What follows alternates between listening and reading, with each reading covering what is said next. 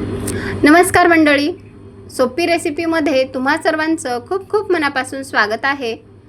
आज बनवूयात खमंग खुसखुशीत बिस्किटांपेक्षाही ही शंकरपाळी अगदी खुसखुशीत झाली आहे। शिवाय यामध्ये आपण अजिबात मैदा वापरलेला नाही, तरी सुद्धा ही शंकरपाळी बघा किती खुसखुशीत तयार झाली आहे। यामध्ये तेलाचं किंवा तुपाचं जे आपण वापरणार आहोत ना, योग्य प्रमाण जर वापरलात ना तर शंकरपाळी अगदी खुसखुशीत तयार होते। तुम्हाला सुद्धा जर ही रेसिपी शिकायची असेल ना तर व्हिडिओ शेवटपर्यंत नक्की बघा। व्हिडिओ कुठल्याही क्षणी जर आवडला असेल तर प्लीज माझ्या चॅनलला सबस्क्राइब करा, लाईक करा, सोबतच बेल आयकॉनवर क्लिक करा आणि माझ्या रेसिपी तुम्हाला कशा वाटतात मला नक्की कमेंट करून सांगा। आता बघा या शंकरपाळ्या किती मस्त झाल्या आहेत। व्हिडिओत मी पुढे तुम्हाला सांगणारच आहे आज आपण शंकरपाळी कशापासून बनवली आहे। चला तर मग वेळ न घालवता रेसिपीला सुरुवात करूया। सगळ्यात अगोदर इथे आपण एक छोटंसं पातेलं घेतलंय, त्यामध्ये आपण साखर टाकणार आहोत। आता बघा ही जी शंकरपाळी आहे ना ती थोडीशी मी कमी प्रमाणात गोड बनवणार आहे, त्यामुळे अगदी कमी साखर वापरली आहे। तर 2 चमचे साखर वापरली, अर्धी वाटी आपल्याला पाणी टाकायचं आहे। आता बघा इथे मी वनस्पती तुपाचा वापर करणार आहे। तुम्ही याऐवजी तूप वापरू शकता किंवा तेल सुद्धा वापरू शकता, पण आज मी वनस्पती तूप वापरून म्हणजेच डालडा वापरून ही शंकरपाळी बनवणार आहे।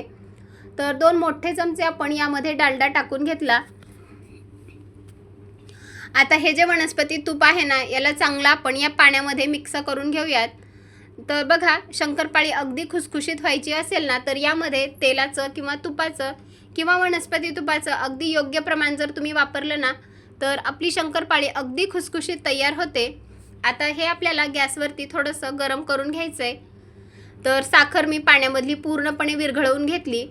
आता हे सध्या मिश्रण जे आहे ना ते थोडंसं गरम आहे, याला पूर्णपणे आपण कोमट करून घेऊयात आणि मगच यामध्ये पीठ टाकून मळणार आहोत। आता बघा पाणी आपलं चांगलं कोमट झाले, पाण्यातील साखरसुद्धा पूर्णपणे विरघळली आहे। तर आज आपण रवा आणि गव्हाच्या पिठाची शंकरपाळी बनवणार आहोत। तर त्यासाठी ना मी इथे व्हिडिओमध्ये जी वाटी दाखवली आहे ना त्याचप्रमाणे इथे मी अर्धी वाटी रवा घेतलाय।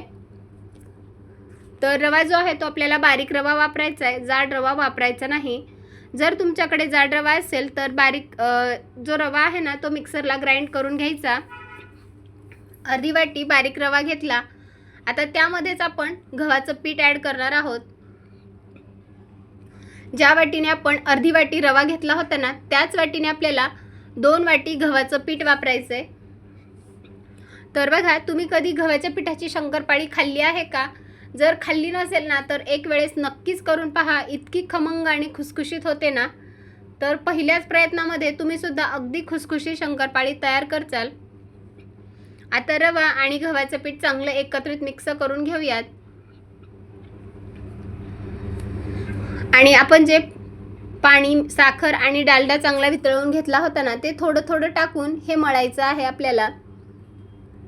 तर ज्याप्रमाणे आपण मैद्याची पिठाची शंकरपाळी करतो ना त्याला कसं असं थोडासा मध्यम आकाराचा डो तयार करतो, त्याचप्रमाणे हे सुद्धा पीठ आपल्याला मळून घ्यायचं आहे।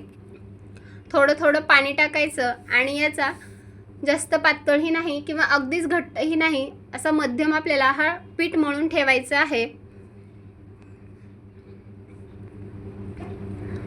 सुरुवातीला थोडंसं पाणी टाकून आणि नंतर जे राहिलेलं पाणी होतं ते पाणी टाकून चांगला पिठाचा एक छान असा आपण गोळा तयार करून घेतलाय।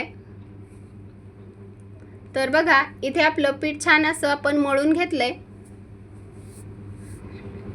याच प्रकारे आपल्याला हे शंकरपाळीचं पीठ मळायचं आहे। आता हे आपल्याला लगेचच शंकरपाळ्या बनवायच्या नाहीत, कारण यामध्ये आपण रवा वापरलाय। तर थोडा वेळ रवा आपण रेस्ट होऊ देऊयात आणि नंतर एक 10 ते 15 मिनिटांनी शंकरपाळी बनवूयात। तर बघा एक 10 ते 15 मिनिट झालेले आहेत। आता पीठ आपलं छान असं रेस्ट झाले, तर वाटी काढून घेतली आणि आता बघा पीठ छान असं रेस्ट झाले, रवा सुद्धा छान असा फुललाय यामधला। तर परत एकदा हाताच्या साहाय्याने आपण हे पीठ थोडंसं मळून घेऊयात आणि आता आपल्याला याच्या शंकरपाळ्या बनवायच्या आहेत। तर ज्याप्रमाणे आपण चपाती करतो ना त्याच प्रकारे छोटे छोटे गोळे बनवून घ्यायचे आहेत। तर इथे मी एक गोळा करून घेतला। आता अशाच प्रकारे बाकीचे जे राहिलेले पीठ आहे ना त्याचे सुद्धा आपण गोळे बनवून घेऊयात आणि एक आपल्याला चपाती लाटून घ्यायची आहे। आता इथे मी पोळीपाट घेतला आणि आता चपाती लाटून घेऊयात। आता चपाती लाटत असताना आपल्याला जास्त जाड लाटायची नाही किंवा अगदीच पातळ लाटायची नाही। आता बघा या ज्या कडेने भेगा पडलेल्या आहेत ना त्या तशाच राहू द्यायच्या। अगदी हलक्या हाताने ही चपाती आपल्याला लाटून घ्यायची आहे। या भेगांमुळेच ना आपली शंकरपाळी अगदी खुसखुशीत तयार होते।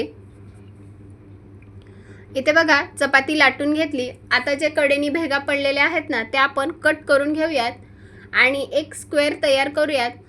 आता तुम्हाला शंकरपाळी कोणत्या आकारात कापायची आहे तुम्ही कापून घेऊ शकता, पण ज्या कडेने पडलेल्या भेगा आहेत ना त्या थोड्याशा आपण कट करून घेऊयात। आणि आता बघा इथे एक चौकोन तयार आहे। तर आज मी चौकोनी आकारामध्ये शंकरपाळी बनवणार आहे। तुम्ही हवं तर डायमंड शेपमध्ये त्रिकोणी आकारामध्ये शंकरपाळी कट करून घेऊ शकता। इथे आपण चौकोनी आकारामध्ये अगदी मस्त अशी ही शंकरपाळी बनवून तयार केली। आता याची जाडी बघू शकता तुम्ही, एवढीच आपल्याला जाडी ठेवायची आहे आणि बाकीचे जे राहिलेले पीठ आहे ना त्याच्या सुद्धा आपण अशाच प्रकारे शंकरपाळ्या बनवून घेऊयात।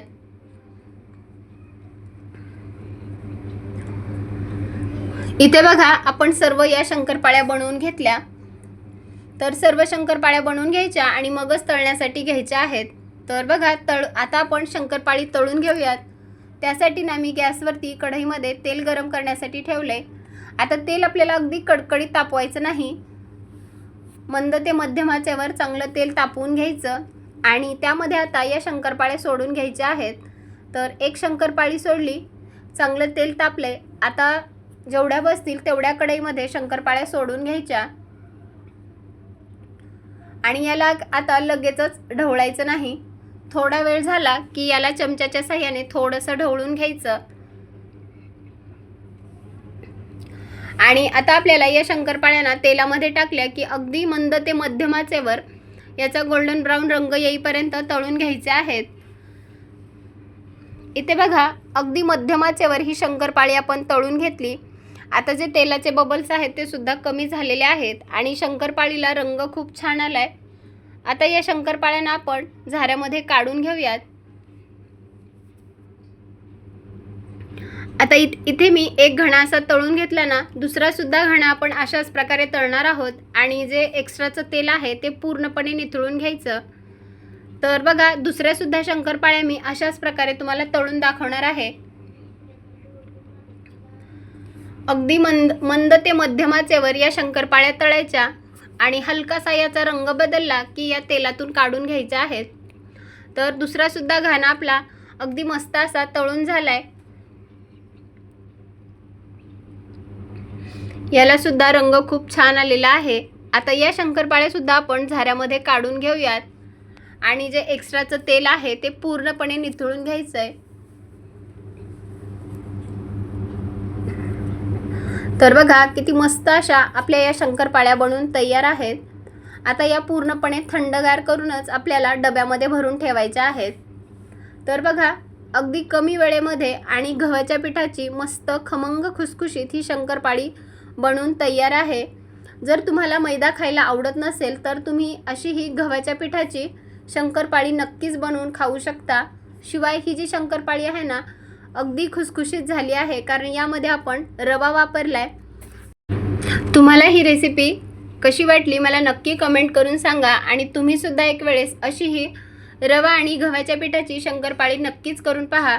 इथे मी वनस्पती तूप वापरून ही शंकरपाळी बनवली। तुम्ही याऐवजी तूप वापरू शकता किंवा रेग्युलर आपण जे भाजीसाठी तेल वापरतो ना त्याचा सुद्धा वापर करू शकता आणि ही अगदी मस्त अशी खुसखुशीत शंकरपाळी बनवू शकता। रेसिपी आवडली असेल तर तुम्ही सुद्धा नक्की करून पहा आणि तुमचा अनुभव माझ्यासोबत शेअर करा। चला तर मग पुन्हा भेटूयात अशाच एका छानशा मस्त खमंग रेसिपीसोबत। तोपर्यंत धन्यवाद आणि मस्त रहा, स्वस्थ रहा आणि सगळ्यात महत्त्वाचं चांगलं चांगलं खात रहा। पुन्हा भेटूयात अशाच एका रेसिपीसोबत। तोपर्यंत बाय बाय।